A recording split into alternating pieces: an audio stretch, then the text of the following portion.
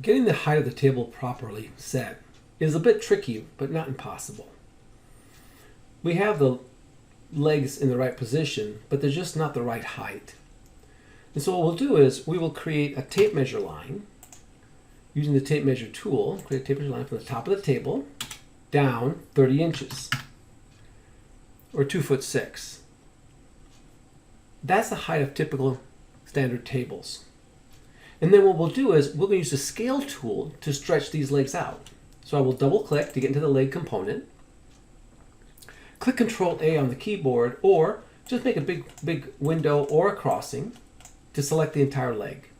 Notice because it's a component, all the other legs also get selected. And you might want to warp it down a little bit. And then either type in S or click on the scale tool. And you'll see these little bounding dots all around the perimeter, these little grips. The one we want to grab is the middle center, because that will stretch it only in that blue axis, which was the height axis. If I grab the corners or anywhere else, I will warp it differently. And we just want it to be taller, not necessarily wider or longer, just taller. So click there, and as you go, you can see you can stretch it in different lengths. You want to put your cursor towards that line. Notice the minute my cursor, which is over here, goes down to the line, the legs kind of stop snapping. They're going to see that it creates a point to snap to. Click.